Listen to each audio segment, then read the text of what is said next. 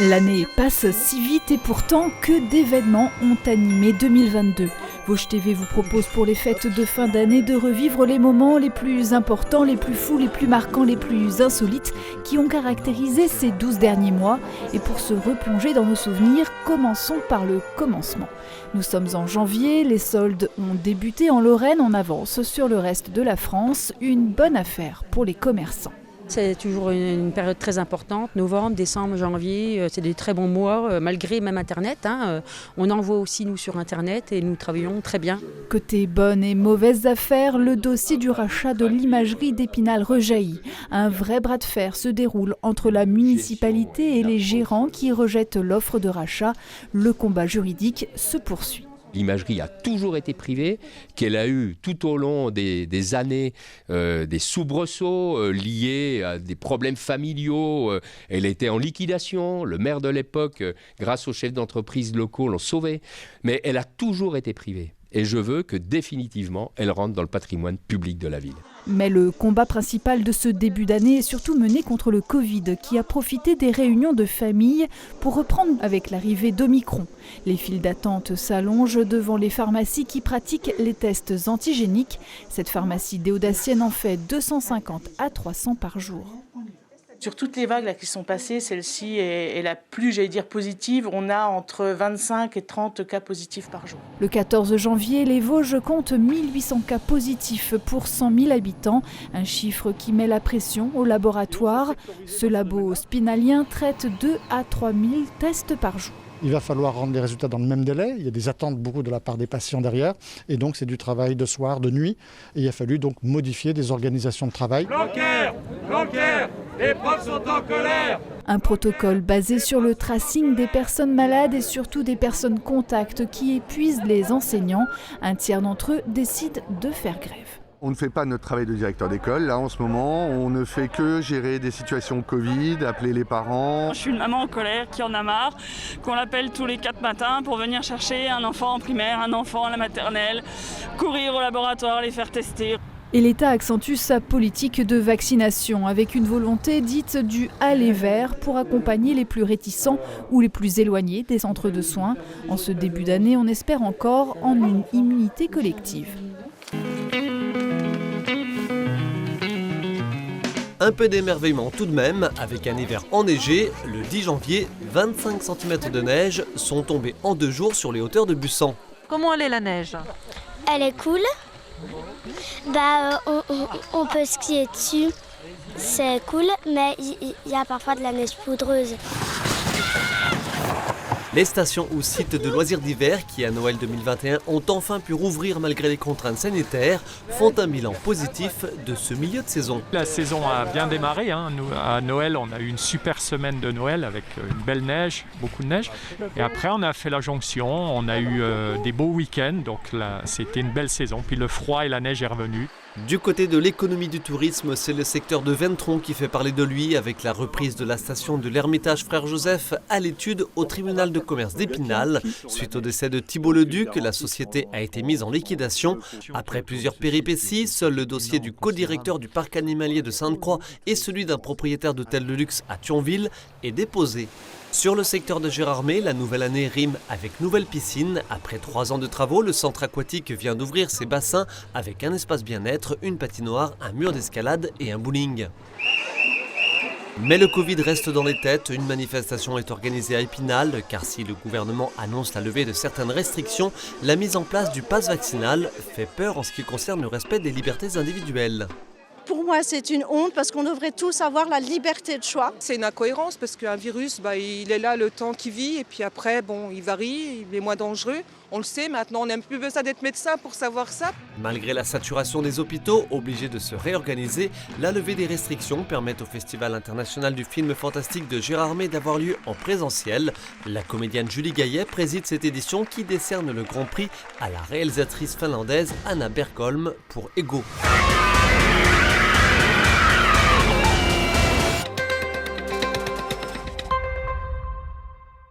Février sera sportif, les Jeux Olympiques débutent à Pékin le 4. La première médaille vosgienne arrive au milieu du mois grâce au biathlète Fabien Claude qui en relais remporte l'argent. Une marche plus haute pour le skieur alpin Clément Noël, originaire de Ventron, qui décroche l'or sur le slalom spécial. C'est le premier champion olympique vosgien depuis le vététiste Julien Absalon. Mais la joie ne fait pas oublier les difficultés économiques et les mutations qui s'opèrent dans les modes de consommation. Exemple avec la filière bio qui sature, notamment pour les producteurs de lait. Depuis le début d'année, 12 éleveurs bio vosgiens vendent leurs produits au prix du conventionnel, tout en continuant de payer pour une certification biologique onéreuse. Quelqu'un qui ne s'est pas diversifié, qui fait que du lait, pour lui, c'est pas tenable. Il va tenir 6 mois, 1 an, mais il ne tiendra pas plus longtemps. Il sera obligé de se convertir ou d'arrêter carrément la production de lait. Les agriculteurs sont d'ailleurs en colère et mènent des opérations black fumier. Ils déversent devant de grandes enseignes de supermarchés des tonnes de fumier pour dénoncer la faiblesse de leur rémunération et le contournement de la loi Egalim 1 et 2. Il y a des trous dans la raquette, il y a aussi surtout une ingénierie qui est mise en place par ces centrales de distribution pour pouvoir contourner la loi et il faut que derrière l'État prenne ses responsabilités. À la Trane, à Charmes aussi, les salariés se mobilisent à l'appel de la CGT avant les négociations annuelles. L'entreprise qui fabrique des équipements aérauliques et frigorifiques aurait réalisé une année 2021 exceptionnelle. Les salariés réclament leur part du gâteau. Qui valide le cahier de revendication qui sera porté lors de la table de négociation? La grogne sociale prend aussi une autre tournure avec les convois de la liberté, un mouvement inspiré du Canada. Nancy Macron ne veut pas, nous on est là. Spinaliens, des Audaciens comptent voyager en convoi jusqu'à Paris pour protester contre les restrictions sanitaires et l'obligation du pass vaccinal. Là, on arrive à une limite, je dirais, où on n'est plus du tout en démocratie et on arrive dans un totalitarisme. Le Omicron n'est qu'une grippe et il n'y a plus aucune raison de maintenir ce pass. Du côté épidémique, une amélioration se fait sentir. Les Vosges auraient passé le pic de la vague Omicron. Ainsi, après 1 mois de fermeture, le spa des Thermes de Contrexéville a pu rouvrir ses portes pour la Saint-Valentin. Je pense que c'est important dans ces moments difficiles et ça fait du bien. La vie retrouve des couleurs et un semblant de normalité. Fermées en décembre et janvier, les discothèques peuvent de nouveau accueillir les fêtards. Décembre et janvier dans notre profession, ça représente environ 25 à 30% de la trésorerie annuelle. Et on est fermé décembre et janvier. Et surtout, comme on n'a pas eu les aides, il a fallu avancer tous les frais fixes de décembre, janvier et début février. D'autres grands rendez-vous comme la foire à l'andouille du Val d'Ajol peuvent enfin être réorganisés. Ce 56e chapitre de la confrérie des Tasses d'Andouille a intronisé 23 nouveaux membres. Une spécialité qui fait la gloire de notre pays et les délices de notre confrérie. Février est bien sûr ponctué par les vacances scolaires. Elles représentent en moyenne 65% du chiffre d'affaires des stations de ski. J'ai toujours l'habitude de dire qu'une saison, ça commence le premier jour et ça finit le dernier. Vous attendez combien de skieurs alors? Sur cette première semaine, entre 6 et 8 000 skieurs. Et puis sur la semaine prochaine, on sera plutôt entre 8 et 10 000 skieurs par jour. Le 24 février marque un tournant de cette année 2022. L'attaque de l'Ukraine par la Russie sidère le monde occidental. Exemple dans le village de Roulier-Devant-Bruyères, jumelé avec une commune ukrainienne. Vous voyez les gens, c'est les larmes aux yeux qui vous arrivent. J'ai essayé de joindre ma famille. J'ai de la famille qui habite Kiev. Et puis là, ils sont pris dans un embouteillage et il n'y a plus de réseau. Donc que ce soit à Kiev ou que ce soit donc dans l'ouest de l'Ukraine, il n'y a plus de réseau, je n'arrive pas à joindre qui que ce soit. En France se prépare l'élection présidentielle. Au vu des nouvelles internationales, entre autres, la campagne a du mal à démarrer. 11 élus vosgiens ont décidé de donner un coup de pouce démocratique en apportant leur parrainage à des candidats qui peinent à obtenir leurs 500 signatures. Des élus encartés ou pas, tous de droite ou de centre droit, qui rappellent que parrainer ne veut pas dire soutenir. La guerre en Ukraine se confirme en ce mois de mars.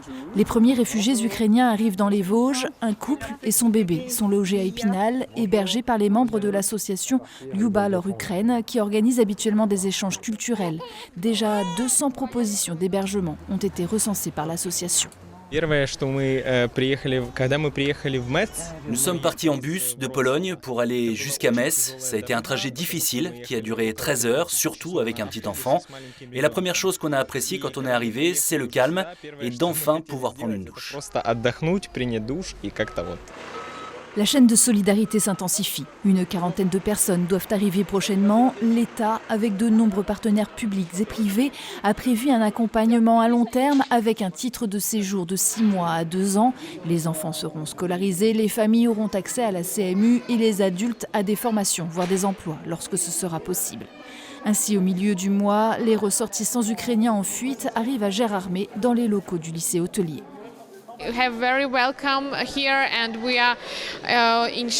Nous sommes très bien accueillis ici et cela nous impressionne de voir à quel point les Français sont gentils, heureux de nous aider et d'être à nos côtés.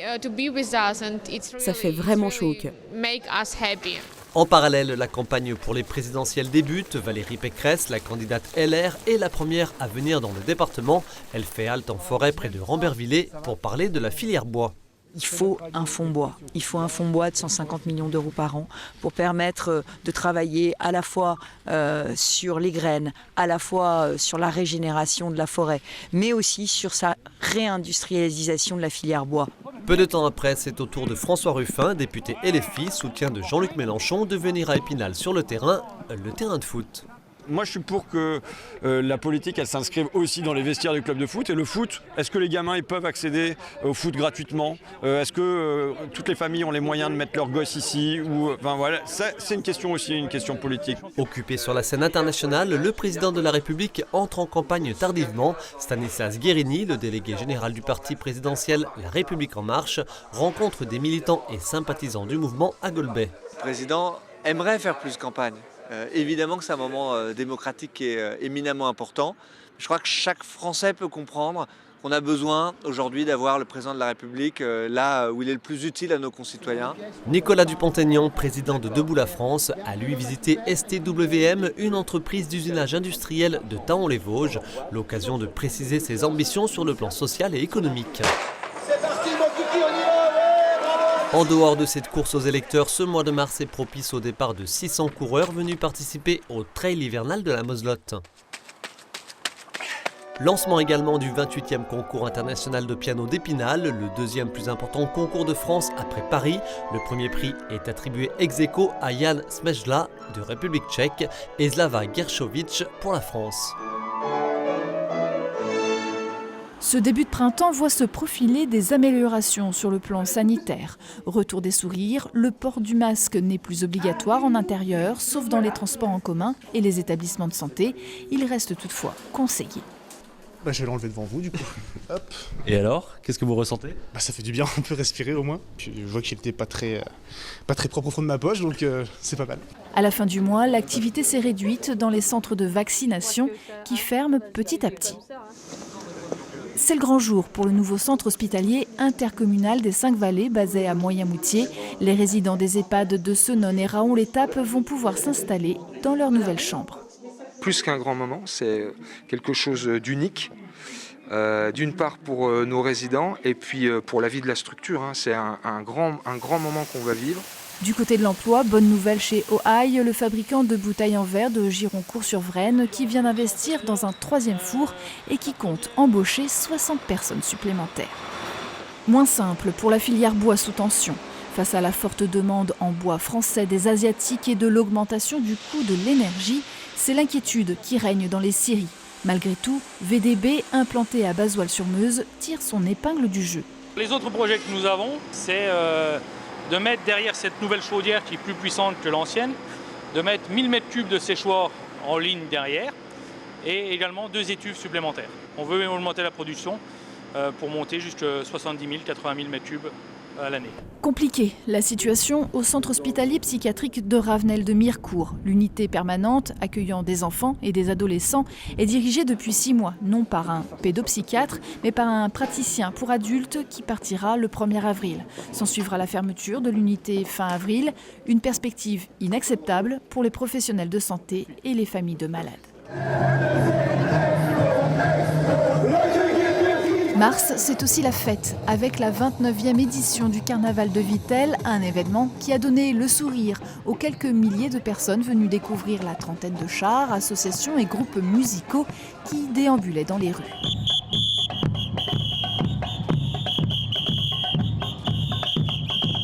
Ah, très contente, en plus il fait beau, voilà, ça faisait longtemps, on revit. Ça fait plaisir après une année qui s'est passée sans rien, donc c'est un plaisir.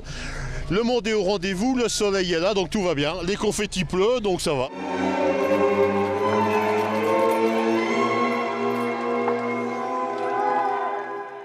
Cette rétro du premier trimestre se termine tout en mystère avec le traditionnel défilé du carnaval vénitien de Remiremont, un événement interrompu durant 2 ans et qui a permis à des dizaines de milliers de spectateurs d'admirer 400 costumés.